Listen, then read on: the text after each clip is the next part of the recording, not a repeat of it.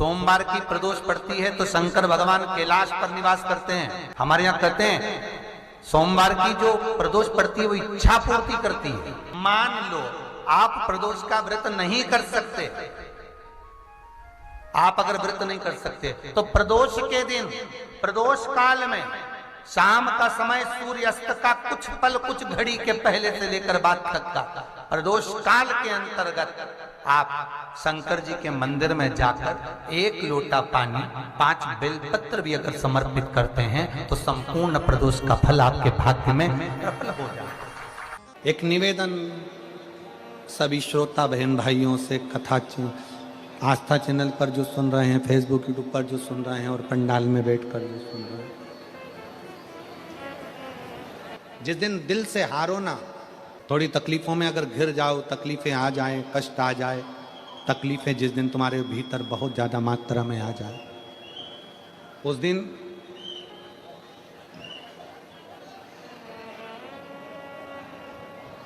तीन बेलपत्र, एक बेलपत्र में पीला चंदन, बीच वाली पत्ती।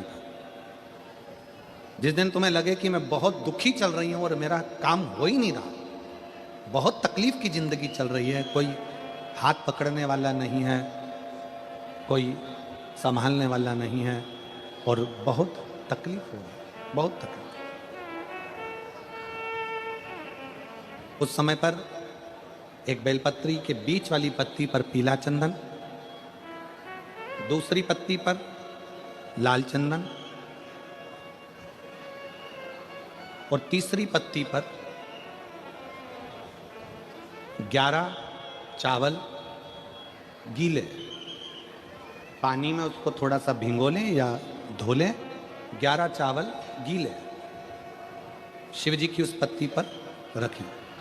सबसे पहला पीला चंदन का बेलपत्र, दूसरे नंबर पर लाल चंदन का बेलपत्र, तीसरे नंबर पर जो 11 चावल आपने धोकर रखे हैं वो हाथ की हथेली में रखना है और हाथ की हथेली में रखकर अपनी कामना कर कर भगवान शंकर से विनय कर कर पंचाक्षर मंत्र नमः शिवाय या षडाक्षर मंत्र ओम नमः शिवाय या श्री शिवाय नमस्तुभ्यम बोलकर उस बेलपत्र पर सीधे हाथ में रखकर उल्टे हाथ का स्पर्श कर कर बाबा से अपने मन के भाव कहकर शंकर के शिवलिंग पर उसे समर्पित कर दीजिए।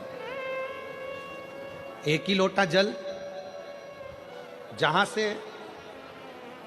जल बहता है अशोक सुंदरी वाली जगह, 1 ही लोटा जल जहां से जल बहता है उस जल बहने वाली जगह पर 3 बार उस जल को अपनी कामना कर कर श्री शिवाय नमस्तुभ्यम या पंचाक्षर मंत्र या षडाक्षर मंत्र बोलकर 3 बार उस स्थान पर गिरा दीजिए।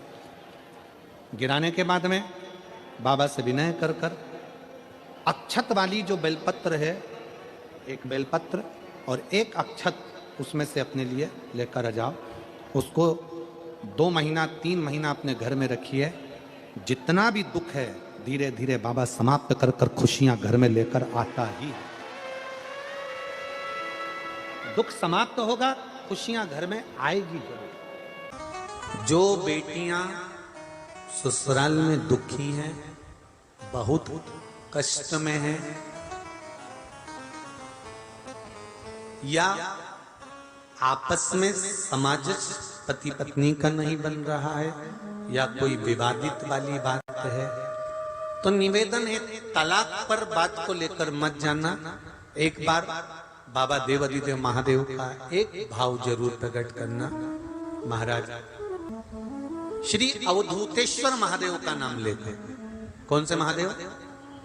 अवधूतेश्वर महादेव का नाम लेकर थोड़ी सी मूंग, हरी जो मूंग होती है, उस मूंग को गला लीजिए पानी में। गलाने के बाद में उस मूंग को शिव मंदिर में ले जाकर भगवान जो नंदीश्वर विराजमान होते हैं वहां रखकर 7 बेलपत्र उस मूंग पर चढ़ा दीजिए। चढ़ाकर बेलपत्र मेरे देवाधिदेव महादेव को अवधूतेश्वर महादेव के नाम से समर्पित कर दीजिए।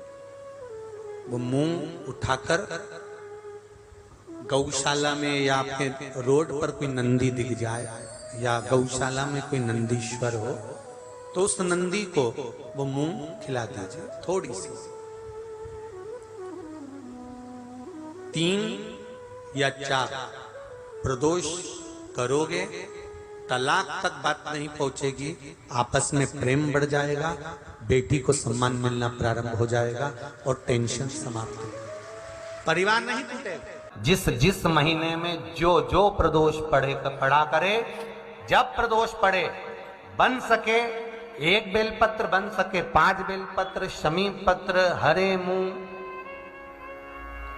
हरा मुंह, बेलपत्र, एक कलश के अंदर थोड़ा सा पानी लेकर 1 बेलपत्र, हरा मूंग, शमी पत्र डालकर और उसमें थोड़ा सा गुड़ डालकर भगवान शिव का स्मरण कर कर प्रदोष काल में, मान लो कोई काम आपका बहुत जरूरी है, बहुत दिनों से आप थक गए हैं, नहीं हो रहा, कर्जा बढ़ रहा है, धन नहीं आ रहा, व्यापार नहीं चढ़ रहा, या कोई समस्या बहुत प्रबल है, कोई एग्जाम में बैठ रहे हो नहीं हो रहा, परीक्षा भी दे दी है, रिजल्ट आने ही वाला है, तो भी प्रदोष काल में, प्रदोष के समय वो जल मूंग, शमी पत्र और बेलपत्र और गुड़ का शंकर के शिवलिंग को समर्पित करना प्रारंभ कर दो।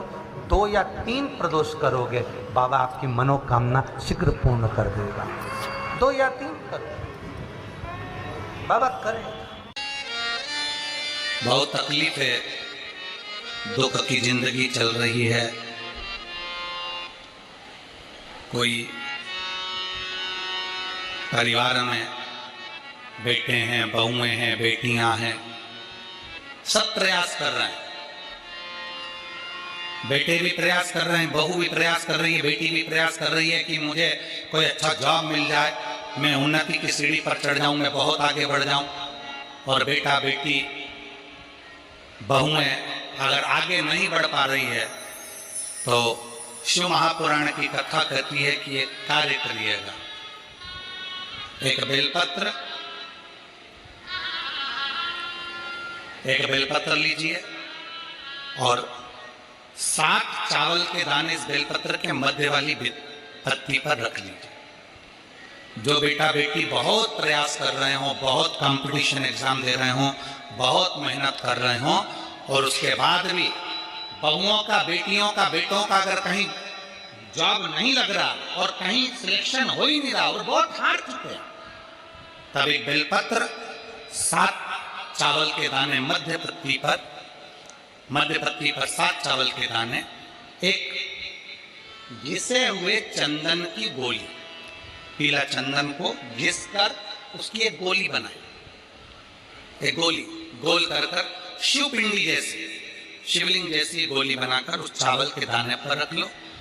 एक स्थान पर रखकर घर के अंदर ही उसका पूजन कर लो।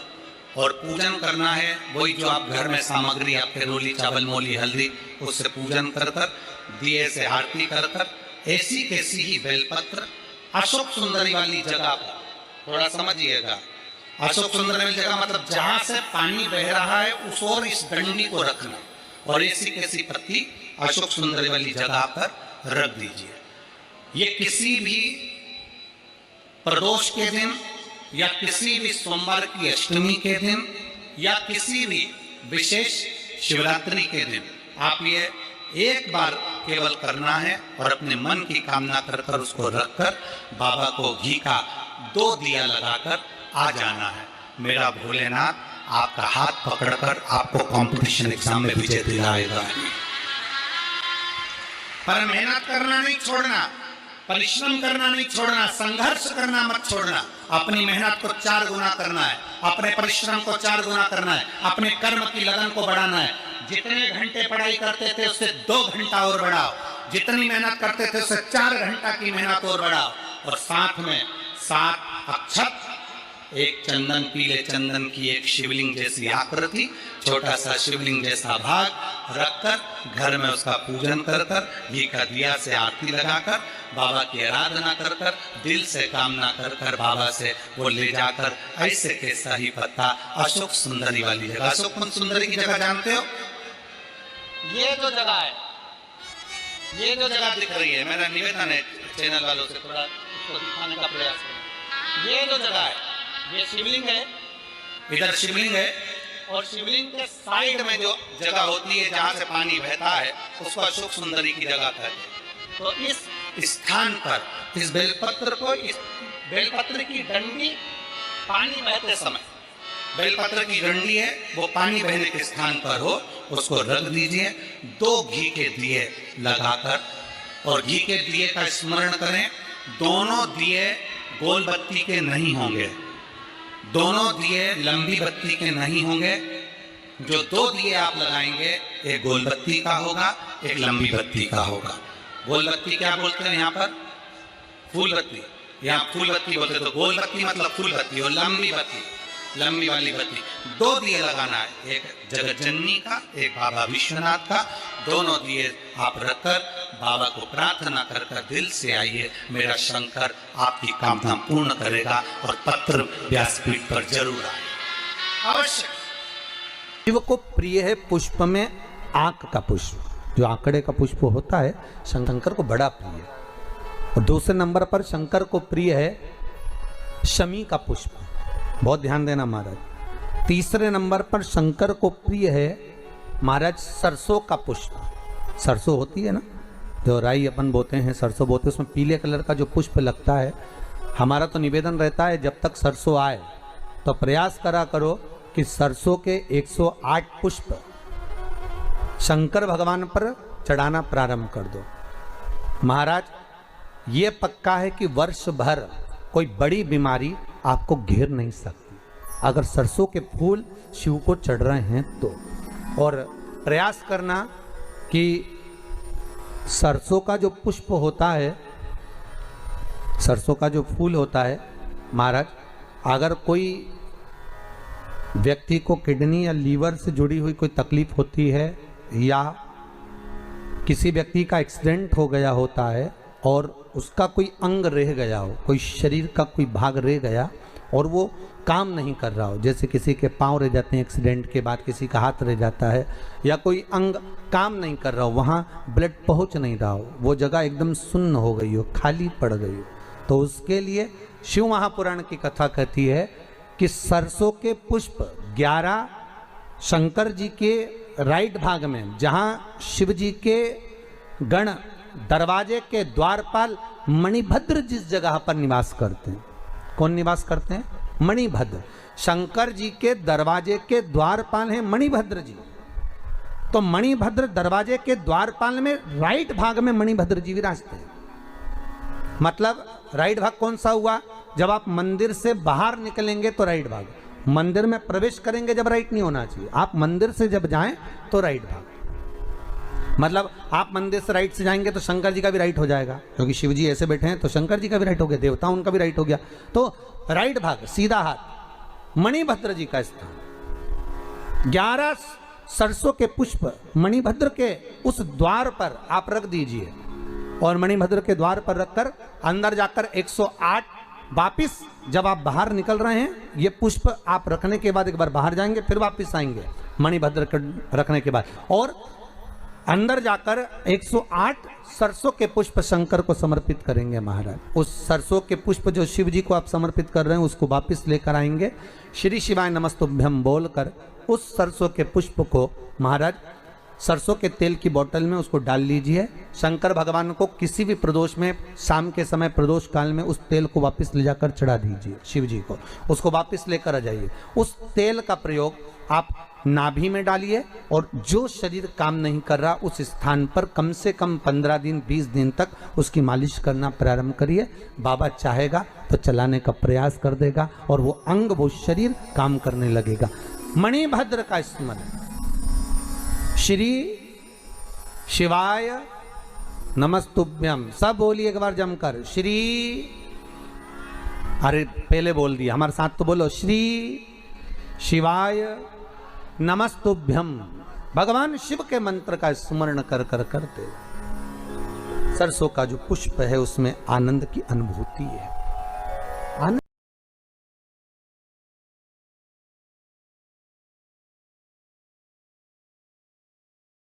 शिवाय नमस्तुभ्यम श्री शिवाय नमस्तुभ्यम श्री शिवाय नमस्तुभ्यम श्री शिवाय नमस्तुभ्यम। जानकारी अच्छी लगी तो प्लीज़ चैनल को लाइक कीजिए, सब्सक्राइब कीजिए। Thank for watching. Thank you. Her her Mahadev, her her Mahadev.